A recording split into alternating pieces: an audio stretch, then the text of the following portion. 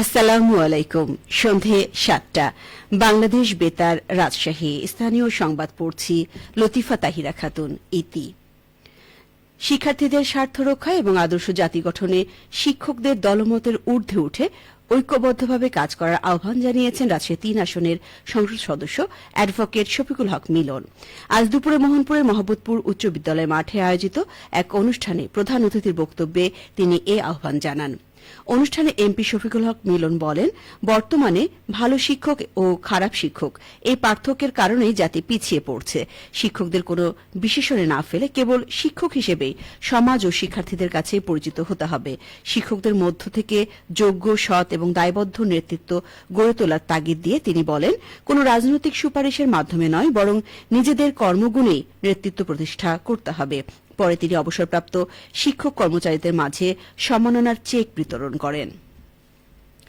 চাঁপাইনবাবগঞ্জ জেলা হাসপাতালে পূর্ণ ২৫০ জন রোগীর জন্য খাবার সরবরাহ কার্যক্রম উদ্বোধন করা হয়েছে।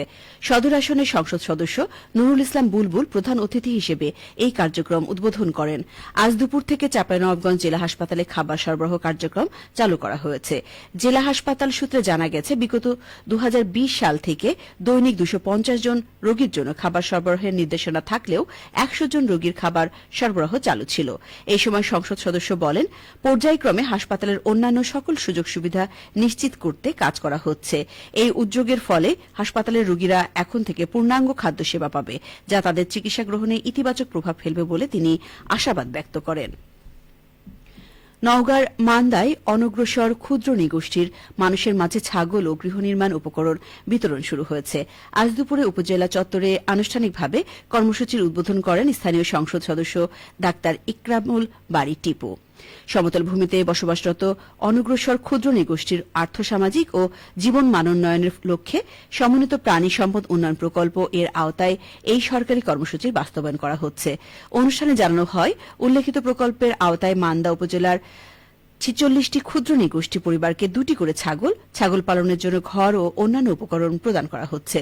এতে উপকারভোগী পরিবারগুলো স্বাবলম্বী হবে এবং সমাজে দারিদ্র্যতা কমে আসবে। বিতরণ অনুষ্ঠানে উপজেলা নির্বাহী অফিসার, উপজেলা ভারপ্রাপ্ত প্রাণী সম্পদ কর্মকর্তা ও সংশ্লিষ্ট অন্যান্যগণ উপস্থিত ছিলেন। বগুড়ায় অভ্যন্তরীণ বোরো ধান সংগ্রহ কার্যক্রম শুরু হয়েছে। আজ বগুড়া সদর এলএসডিতে আয়োজিত অনুষ্ঠানে এই কার্যক্রমের উদ্বোধন করেন বগুড়া ৬ সদর আসনের সংসদ সদস্য রেজাউল করিম বাদশাহ। জেলা প্রশাসক রাজিয়া সুলতানার সভাপতিত্বে অনুষ্ঠানে বিশেষ অতিথি হিসেবে বক্তব্য দেন জেলা খাদ্য নিয়ন্ত্রক কাজী সাইফুদ্দিন ও সদর উপজেলা নির্বাহী কর্মকর্তা মোহাম্মদ আব্দুল ওয়াজেদ। সংশ্লিষ্ট সূত্রে জানা গেছে, চলতি মৌসুমে জেলায় ১৭,৭৮১ মেট্রিক টন ধান, ৭২,৬০২ মেট্রিক টন সিদ্ধ চাল এবং ৩,৮১১ মেট্রিক টন আতপ চাল সংগ্রহের লক্ষ্যমাত্রা নির্ধারণ করা হয়েছে। সরকার নির্ধারিত মূল্যে ধান প্রতি কেজি ৩৬ টাকা, সিদ্ধ চাল ৪৯ টাকা এবং আতপ চাল ৪৮ টাকায় সংগ্রহ করা হবে। আগামী ৩১ জুলাই পর্যন্ত এই সংগ্রহ কার্যক্রম চলবে। নির্ধারিত সময়ের মধ্যে লক্ষ্যমাত্রা অর্জনে সংশ্লিষ্ট দপ্তরগুলো সমন্বিতভাবে কাজ করছে বলে জানানো হয়েছে। এদিকে রাজশাহী জেলার কৃষকরা মেতে উঠেছে চলতি মৌসুমের বোরো ধান কাটা ও মাড়াইয়ে। প্রায় এক সপ্তাহ আগে জেলায় আনুষ্ঠানিকভাবে ধান কাটা শুরু হলেও বর্তমানে পুরোদমে চলছে ফসল ঘরে তোলার কাজ। কৃষি বিভাগের তথ্যমতে পুরো মে মাস জুড়ে চলবে এই কার্যক্রম। রাজশাহী জেলা কৃষি সম্প্রসারণ অধিদপ্তর সূত্রে জানা গেছে, চলতি মৌসুমে জেলার ৯টি উপজেলা এবং মেট্রোপলিটন এলাকার বোয়ালিয়া ও মতিহার থানা মিলিয়ে মোট ৬৮,৩০০ হেক্টর জমিতে বোরো ধানের আবাদ হয়েছে। এবছর জেলায় ৩,২৭,৫৪৪ মেট্রিক টন চাল উৎপাদনের লক্ষ্যমাত্রা নির্ধারণ করা হয়েছে। কৃষি কর্মকর্তারা জানান, বিভিন্ন জাতের ধান চাষের ফলে রোগবালাইয়ের ঝুঁকি কমেছে এবং পর্যায়ক্রমে ধান পাকায় শ্রমিক ব্যবস্থাপনাও সহজ হচ্ছে। খেলার খবর। নাটোরে অনুষ্ঠিত নতুন করে স্পোর্টস প্রতিযোগিতায় আজ বালিকাদের ফুটবল এবং কাবাডি সেমিফাইনাল খেলা অনুষ্ঠিত হয়েছে।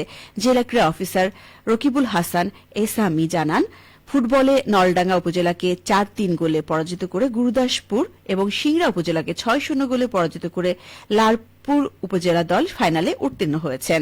কাবাডিতে গুরুদাসপুরকে ২৭-৪ পয়েন্টের ব্যবধানে পরাজিত করে নাটোর সদর এবং নলডাঙ্গাকে ২৯-১৬ পয়েন্টের ব্যবধানে পরাজিত করে বাগাতিপাড়া উপজেলা ফাইনালে উত্তীর্ণ হয়েছেন। সবশেষে আবহাওয়া। আজ রাজশাহীতে সর্বোচ্চ তাপমাত্রা ছিল 33 ডিগ্রি এবং সর্বনিম্ন 21 ডিগ্রি সেলসিয়াস। সন্ধ্যে 6টায় বাতাসে আপেক্ষিক আর্দ্রতার পরিমাণ ছিল 50%। রাজশাহী ও পার্শ্ববর্তী এলাকায় আগামীকাল সূর্যোদয় ভোর 5:26 সংবাদ শেষ হল। আমাদের পরবর্তী স্থানীয় সংবাদ প্রচারিত হবে আগামীকাল সকাল 8:10